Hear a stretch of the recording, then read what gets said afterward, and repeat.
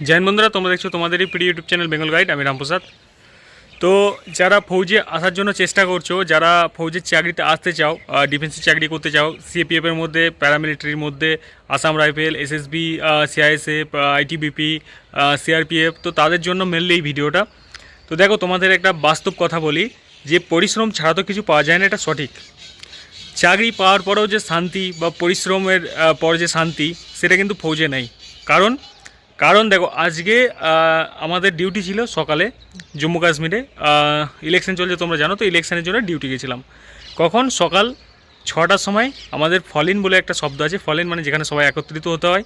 তারপরে সেখান থেকে 6টার সময় গাড়িতে চেপে বেরিয়ে গেছি। মানে আমাদের 4:30টার সময় আজকে উঠতে হয়েছে সকালবেলায়। কটার সময়? 4:30টার সময় উঠে ব্রাশ করে সেভিং করে লাঞ্চ, প্যাক লাঞ্চ, তারপর তোমার ব্রেকফাস্ট, সব কিছু প্যাকিং করে আমরা কিন্তু বেরিয়ে পড়ি 6টার সময়। 4:30টার সময় উঠে 6টার সময় বেরিয়ে পড়ি রেডি হয়ে। তো আমরা টাইমলি পৌঁছে যাই, যেহেতু জ্যাম ট্যাম নেই। জম্মু কাশ্মীরে রোডে জ্যাম হয় না, কারণ যখন কোনো ফৌজের গাড়ি চলে, চাहे সে যে কোনো ফোর্সেরই হোক, তো তার জন্য সিভিল গাড়ি বন্ধ করে দেওয়া হয়, যেহেতু অ্যাটাক হওয়ার পর থেকে। তো শুধু ফৌজের গাড়ি চলে, সেক্ষেত্রে আমরা টাইমলি পৌঁছে যাই, টাইমের আগেই সেখানে পৌঁছে যাই। 7টার সময় ডিউটি, তো পৌঁছে যাই। তো 7টা থেকে বিকেল 6টা পর্যন্ত অন গ্রাউন্ড ডিউটি, ঠিক আছে। তো সেখানে হাঁটতেও হয় প্রত্যেক দিন প্রায় 8 কিলোমিটার 10 কিলোমিটার। তোমার সাথে থাকবে বুলেট প্রুফ জ্যাকেট, যেটার ওজন হচ্ছে সামনে 6 কিলো, পিছনে 6 কিলো, 12 কিলো। নিজের প্যাক লাঞ্চ, সেটা ধরে রাখো 2 কিলো, 12 দিয়ে 14, প্লাস তোমার হাতিয়ার থাকবে 7 কিলো, 21 কিলো হয়ে গেল। প্লাস তোমার নিজের ড্রেস, নিজের জুতো, সমস্ত ওজন নিয়ে আমি আরও 3 কেজি ধরে নিলাম। 20 কিলো মেনে চলতে পারো, তার থেকে বেশি হবে কম নেই। জলের বোতল আছে 1 লিটার, 1 লিটার থেকেও বেশি নিয়ে যেতে পারে। তো টোটাল আমি 26 কিলো কি 25 কিলো আনুমানিক ধরে নিলাম, যে 26 কিলো বা 25 কিলো নিয়ে চলতে হয়। পার ডে তোমার কমসে কম 7 থেকে 10 কিলোমিটার চলতে হবে।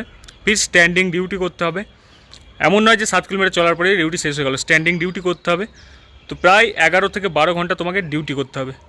ফির ডিউটি করার পর 6টা বেজে গেল বিকেলে। ডিউটি করার পর গাড়ি আসলো, ওঠাতে প্রায় 7টা বেজে যায়। ক্যাম্প পৌঁছাতে 8টা বেজে যায়।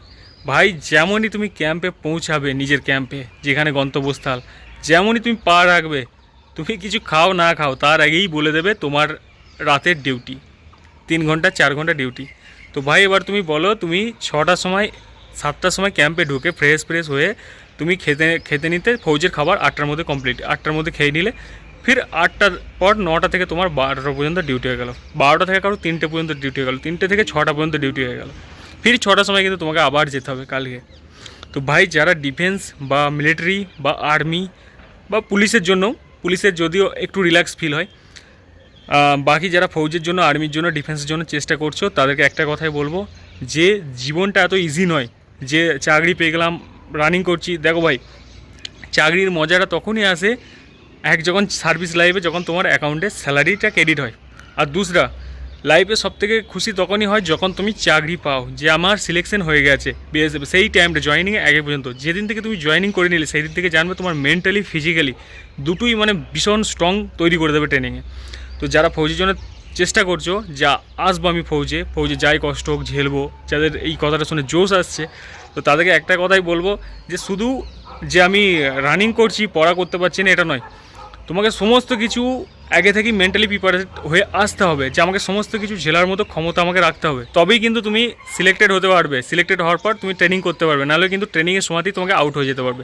তুমি একটা কথা ভাবো, যে তোমাকে যদি 10 কিলো ওজন, চলো 20-22 কিলো 25 কিলোর ওজন তো বাদ দিচ্ছি, 10 কিলো ওজন নিয়ে তোমার যদি পিঠে চাপিয়ে দেওয়া হয়, আর যদি বলা হয় যে এটা তোমাকে 4 ঘন্টা দাঁড়িয়ে থাকতে হবে, তো তোমার পিঠ আপনিই ব্যথা করতে লাগবে। তো এটাই হচ্ছে একজন ফৌজি আর একজন সিভিল আদমি, মানে যারা সিভিলে চাকরি করে, অফিসে চাকরি করে, তাদের সঙ্গে এটাই পার্থক্য, যে একজন ফৌজি সমস্ত কিছু সহন শক্তি ঝেলার মতো ক্ষমতা রাখে, চাই যে কোনো পরিস্থিতি হোক। এবার ধরো ওই পরিস্থিতিতে যদি কোনো সাইড দিয়ে অ্যাটাক হয়, তাহলে ওই তোমার 26 কিলো ওজন বা 24 কিলো বা 20 কিলো, যার যেরকম ওজন, সেই ওজন নিয়ে কিন্তু তোমাকে দৌড়াতে হবে, তাদেরকে ধাওয়া করতে হবে, প্লাস তোমাকে নিজে লোকাতে হবে, নিজের জীবন বাঁচাতে হবে। তো এবার ভাবো যে ওই পরিস্থিতিতে তুমি কীভাবে কন্ট্রোল করবে। তো ভাই, ইজি নয়, যতটা ভাবছো ইজি ততটা ইজি নয়। শুধু পড়াশোনা করলেই যে আমি চাকরি পেয়ে যাব এটা নয়, বা চাকরি করতে পারবো। তো যারা ফিজিক্যালি মেন্টালি স্ট্রং, তারা একমাত্র ফৌজে এসো। বাকি বেকারত্ব দূর করার জন্য বা বেকার লাইফ থেকে মুক্তি পাওয়ার জন্য, স্যালারি পাবো, ফৌজে আসতে চাও, তাদেরকে আমি উপদেশ দেবো যে ভাই এসো না। কারণ তুমি একটা সিট নষ্ট করবে, তোমার বাবার যদি টাকা পয়সা থাকে, যদি বিজনেস করানোর মতো কোনো ক্ষমতা থাকে তো বিজনেস শুরু করে দাও। এত সহজ নয়, ইজি নয়।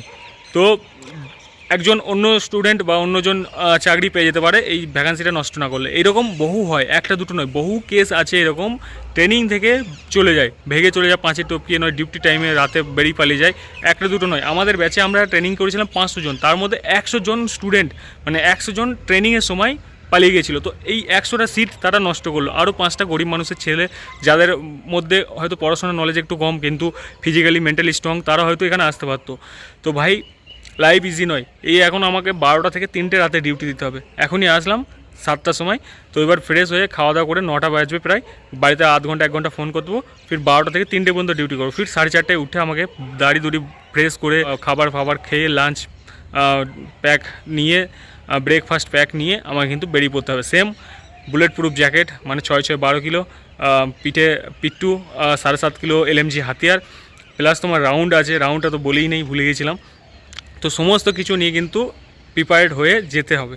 আর এমন নয় যে তুমি কোথাও বসতে পারবে, কারণ দেখো তুমি যখন ধরো রাস্তা দিয়ে যাচ্ছ, যদি কোনো পুলিশ পার্সনকে বসে থাকতে যাবো তখন তোমার কতটা খারাপ লাগে, যারা আর পুলিশের ডিউটি করে ফির বসে আছে, লাগে তো খারাপ। বা গাড়ির ভেতরে বসে থাকলে তোমরা দেখো যে খারাপ লাগে। তো সেই রকম যদি একজন ফৌজি যে ডিউটি অবস্থায় যদি বসে থাকে, তার ইমপ্রেশনটা কতটা খারাপ হয়, তার ইজ্জতটা কতটা নষ্ট হয়। তো সেক্ষেত্রে তুমি কিন্তু কোথাও 2 সেকেন্ড বসতে পারবে না। আর যদি বসতে হয়, এমন নয় যে বসতে পারবে না, তো বসতে হয় অনেক টাইমে, যেমন ইলেকশন ডিউটিতে এর কোনো টাইমিং থাকে না, মেন্টালি প্রেশার থাকে, সেক্ষেত্রে অনেকে বসে। কিন্তু যখন তুমি বুলেট প্রুফ জ্যাকেট পরে ডিউটি করছো, জ্যাকেটটা তোমার প্রায় এই পর্যন্ত থাকবে, তো তখন তোমার বসা সম্ভব নয়, মাঝে যন্ত্রণা করবে। এমনকি রিস্ক এরিয়ায় তুমি বসতে পারবে না, শান্তি এরিয়া যেগুলো সেগুলোতে কিন্তু বসতে পারবে। কিন্তু একটা খারাপ ইমপ্রেশন দেখায়, যেটা হচ্ছে বলবে আরে দেখ বসে বসে ডিউটি করছে ফৌজি আদমি হয়ে। বাকি তোমার যে অফিসার আছে বা সিনিয়র আছে তারা এসে তোমাকে বলবে বসেছিলে কেন, তার জন্য কিন্তু তোমার অনেক পানিশমেন্ট হবে। তখন হয়তো কিছু বলবে না, পরে তোমার যখন ক্যাম্পে আসবে তখন কিন্তু পানিশমেন্ট হবে। সেক্ষেত্রে কিন্তু কেউ বসতেও পারে না, ওই ওজন নিয়ে ওই ওয়েট নিয়ে দাঁড়িয়ে দাঁড়িয়ে ডিউটি করে। ইলেকশন ডিউটির সময় সেটা যখন বুথে হয়, সেটা তোমার সকাল থেকে শুরু হয়, রাত্রি 8টা-9টা পর্যন্ত চলে। তো সেক্ষেত্রে তারা এরিয়া ওয়াইজ বসে, এমন নয় যে ডিস্টার্ব এরিয়া, যেমন মুর্শিদাবাদ এরিয়া যদি এই সব এরিয়ায় কোনো ডিস্টার্ব এরিয়ায় ডিউটি করে, সেখানে কিন্তু বসতে পারবে না। তো এগুলো মার্ক করা থাকে, থানা থেকে আগেই বলে দেওয়া হয় যে এই এরিয়াগুলো ডিস্টার্ব এরিয়া, এই এরিয়াগুলো অ্যাক্টিভ ডিউটি করতে হবে। তো সেক্ষেত্রে সেরকম জায়গাতেই সেরকম লোককেই পাঠায়। বাকি যারা সিনিয়র একটু বয়স্ক লোক তাদেরকে সেরকম জায়গাতেই পাঠায়। এমন কোনো নাই যে কঠিন ব্যাপার, সবাই করে। আমিও যখন শুরুতে এসেছিলাম আমারও কষ্ট হতো, ফির ধীরে ধীরে আদত হয়ে গেছে। এমন নয় তোমরাও পারবে, কিন্তু অ্যাকচুয়াল ভিডিও বানানোর উদ্দেশ্য এটাই যে যারা ভাবো যে বেকারত্ব দূর করার জন্য ফৌজে চলে আসবো বা আজকাল চাকরি নেই বলে চলে আসবো, তো তাদের জন্য ছিল মেনলি এই ভিডিওটা। তো তারা যদি আসো ফৌজে, তো কমসে কম এই ভিডিওটা দেখে তারা মেন্টালি এবং ফিজিক্যালি প্রিপেয়ার্ড হয়ে যাও, যে সেফ চাকরি পাওয়া মানেই আমাকে সমস্ত কিছু পেয়ে গেলাম এরকম নয়। চাকরি পাওয়ার পরেও তোমার লাইফে স্ট্রাগল, কষ্ট সব কিছুই। তো ফিজিক্যালি মেন্টালি তৈরি হয়ে আসো ফৌজে, স্যালারি অনেক। তো আজকে ভিডিও এতটাই। জয় হিন্দ, জয় ভারত।